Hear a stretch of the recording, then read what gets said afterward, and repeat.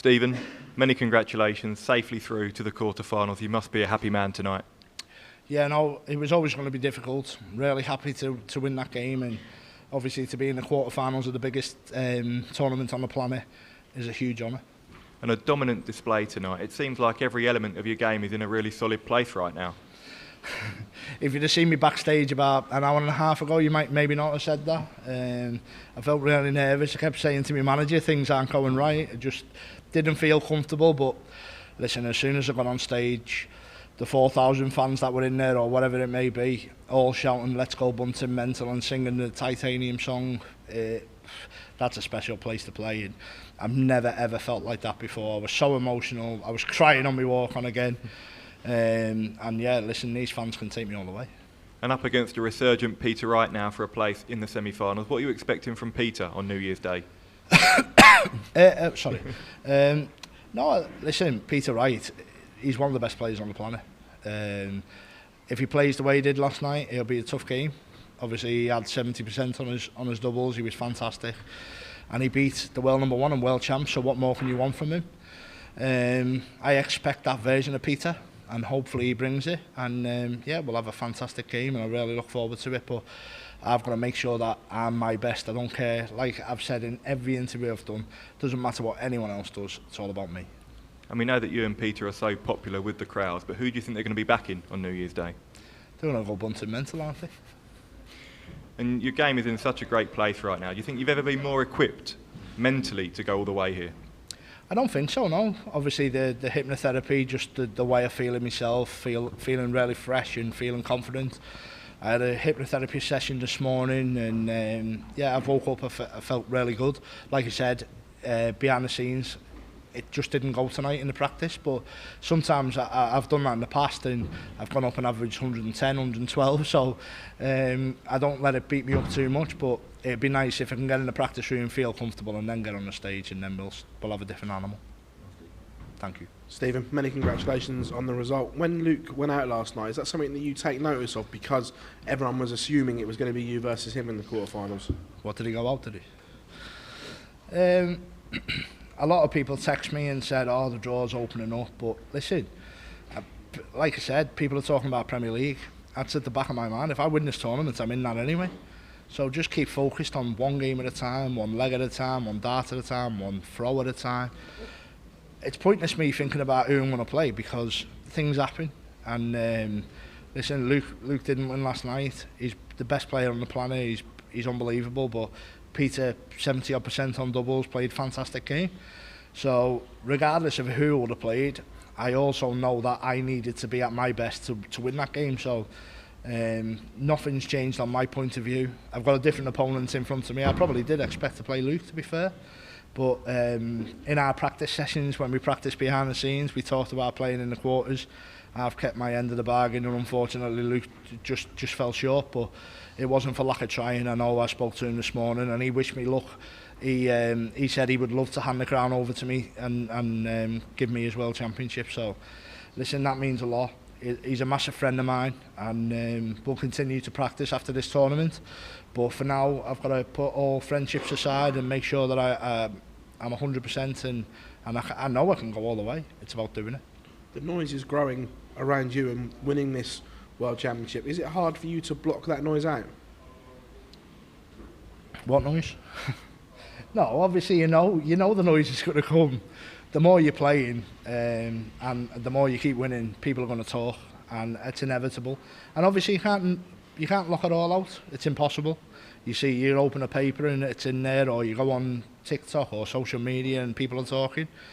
But I'm a very level-headed guy. I keep my feet on the ground. I've got a lovely family and management behind me. And I think that's really important. I think that's really helped. Obviously the hypnotherapy as well, just to keep me calm and stuff. And yeah, people can talk whatever they want. Hopefully they're all saying, I can win this tournament, because I know I can. But at the same time, I've still got to do it. I've still got to get on that stage. I've still got to throw me free darts. I've still got to hit me doubles. And if I do, yeah, of course I've got a chance. And especially the first two sets, there were astronomical numbers. That's some statement and a way to sign off 2024. Yeah, no, I feel like I've had an unbelievable season, to be fair. Really proud of the way I've played. To push myself last year, I think I was well number 22 to into the top 8, is something that I could probably have only dreamed of last year. But just the dedication, the work behind the scenes, the management, like I said, the family behind me. I've got a newborn baby that I need to keep feeding now, so I need to keep winning, to be fair. And yeah, it's really important that I just keep my feet on the ground, keep doing what I'm doing, and yeah, let me darts do the talking. Thank you. Stephen, well done on the win. When we spoke to Peter yesterday, he believed he's a bigger fan favourite than yourself. What do you think? Good luck to him. Peter Wright. To be fair, my son is his biggest fan. So hopefully tomorrow he doesn't wear his Peter Wright shirt. You've talked a couple of times about when you look over to the family section and you see your son, you see your family over there. Just how much extra does that give you in those sticky moments? It's massive motivation, obviously, and like I said, the crowd's been unbelievable, and long may that continue. I think I've had a successful season. I've played some really good darts, and I've picked up so many fans this year that people have seen a different side of my personality. It's not just about seeing a boring dart player on stage, it's about them seeing what I can do off the hockey as well, the new YouTube channel, TikTok. I try and keep social.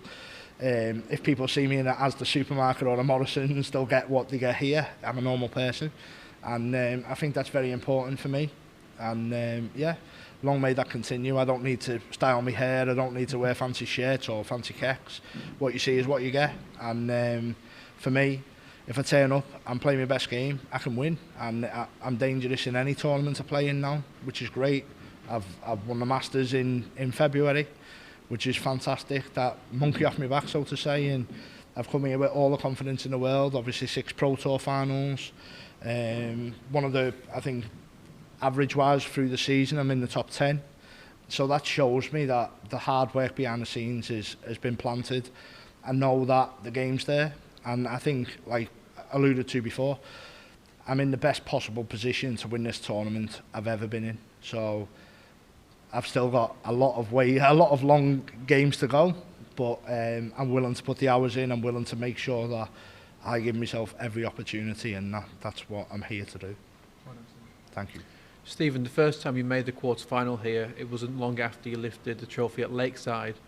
What is the difference between the Stephen Bunting of then and the Stephen Bunting that we see now? I think I'm a far better player, far rounded, more consistent, double percentage is a lot higher. I mean, you only have to look at the stats now compared to back then.